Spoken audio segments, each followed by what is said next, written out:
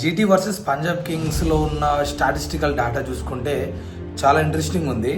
ఇక చూడండి, like playing eleven of Punjab and PBKS అనేది చివరిలో డిస్కస్ చేద్దాం.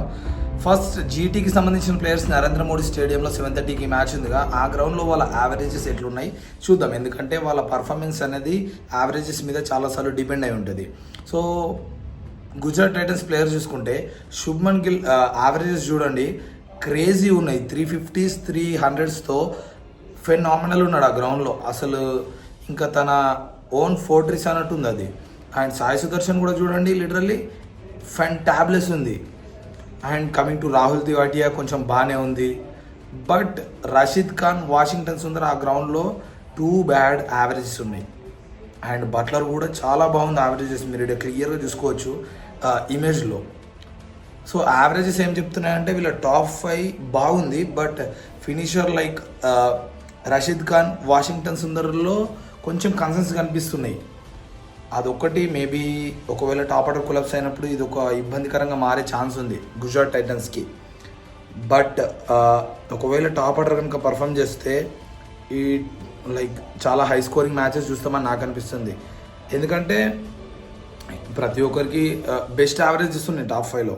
సో బ్యాటింగ్ పిచ్ వాళ్ళంతా ఆడిందంటే ఆబ్వియస్లీ 170 to 190 ఈజీగా వస్తుంది. అండ్ వాళ్ళు అనుకున్నట్టుగా మ్యాచ్ వెళ్తే ఈజీగా 200 పైనే కొడతారు గుజరాత్ వాళ్ళు.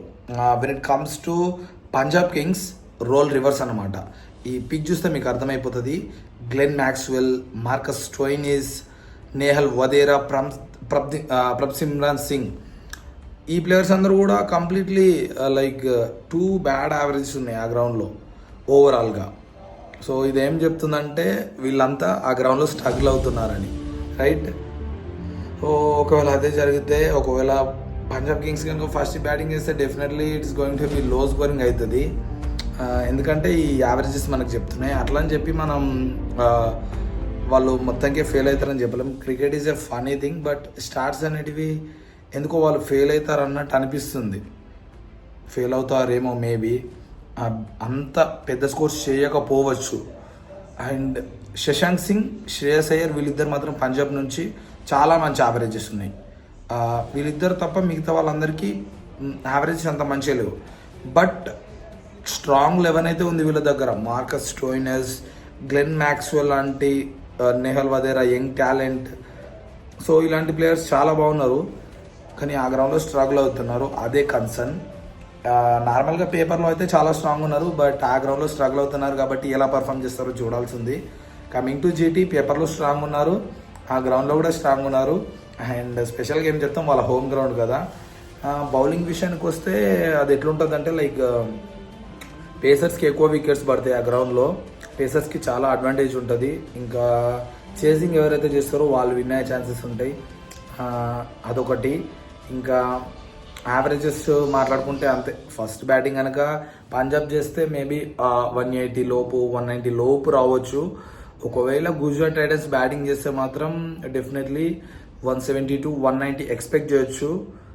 200+ కూడా డెఫినెట్లీ వస్తుందని నేను అనుకుంటున్నా. విన్నర్ ప్రిడిక్షన్ చూసుకుంటే రెండు టీమ్స్ స్ట్రాంగ్ ఉన్నాయి, బట్ హోమ్ అడ్వాంటేజ్ అండ్ ఆ గ్రౌండ్లో బ్యాటింగ్ యావరేజెస్ బాగున్నాయి గుజరాత్ ప్లేయర్స్కి. పంజాబ్ ప్లేయర్స్ స్ట్రగుల్ అవుతున్నారు కాబట్టి ఆబ్వియస్లీ నాకు తెలిసి ఇద్దరిలో ఒకరు గెలవాల్సింది ప్రిడిక్షన్ చేయాల్సి వస్తే గుజరాత్ గెలుస్తుందేమో అని నాకు అనిపిస్తుంది. మరి ఎవరు గెలుస్తారని మీకు అనిపిస్తుందో ఒకసారి కామెంట్ చేయండి. అండ్ ఈ బ్యాటింగ్ పర్ఫార్మెన్సెస్ రెండు ఇమేజెస్ చూసి అనాలిసిస్ విన్న తర్వాత మీకేమనిపిస్తుంది, లైక్ పంజాబ్ ఎలా ఉంది అండ్ గుజరాత్ ఎలా ఉంది అనుకుంటున్నారు అనేది కూడా ఒకసారి కామెంట్ చేయండి.